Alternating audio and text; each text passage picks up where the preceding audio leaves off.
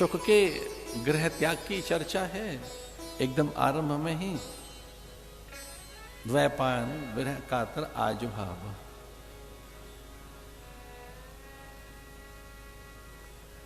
शुक सन्यास लेके निकल पड़े। उनके पिता व्यास पीछे हैं। जिसे माया छू नहीं सकती वो सुखदेव हैं। और उनका वो व्रत ओम भू संन्यस्तम मया, ओम भुवः संन्यस्तम मया, ओम स्वः संन्यस्तम मया, सर्वम संन्यस्तम मया।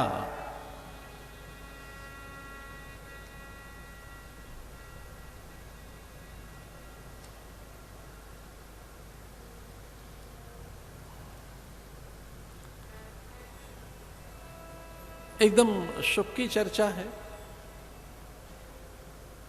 व्यास की व्याकुलता है। भागवत के बिल्कुल आरंभ में पिता की व्याकुलता दिखाई गई है। पिता का मोह बताया गया है। पितृ मोह, मोह सकल व्याधिन कर मूला।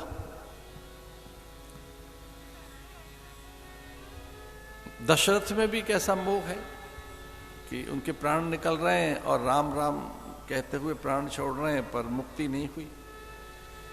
राम राम कहे राम कहे, राम राम कहे राम।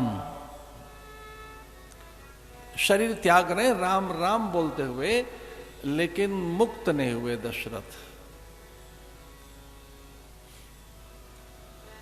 पुत्र के मोह के कारण।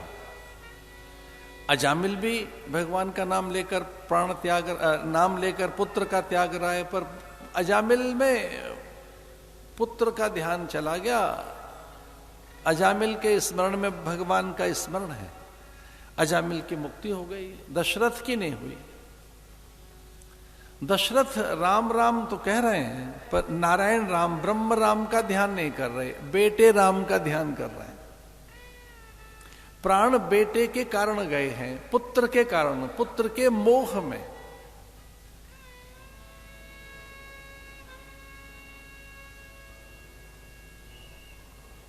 रावण के युद्ध काल में जब देव पुष्प बरसाने लगे, तब देवताओं के मध्य में एक ऐसे जब भगवान ने देखा कि देवगण प्रणाम करने आ गए, पुष्प बरसाने आए, और देवताओं से रहा नहीं गया। देवता प्रणाम करने चले आए थे। मातली को भेज दिया था इंद्र ने, अपने सारथी को। उन देव समूह में एक परिचित देव ऐसे दिखाई दिए। भगवान ने ऐसे दृष्टि डाली, देवताओं के समूह में कोई बहुत चिर परिचित, ये कौन है? तो देखा, तो मेरे पिता हैं, दशरथ हैं, जिनके घर पुत्र पे बनकर राम आए हों, मुक्ति नहीं उस दशरथ के। देव समूह में झांक कर देखा कि ये तो मेरे पिता हैं, परिचित। और तब दूसरी बार देखा तो भगवान ने अपनी करुणा से, अपने अनुग्रह से भगवान ने ऐसे देखा, दशरथ उसी समय मुक्त हो गए, देव कुल से निकल गए। सन्मुख होए जीव मोहि जब ही। भगवान ने अपनी करुणा से, अपने अनुग्रह से, अपनी दृष्टि से उन्हें तार दिया। महर्षि वेदव्यास पुत्र के सन्यास में कितने व्याकुल हैं, पीछे पीछे भाग रहे हैं।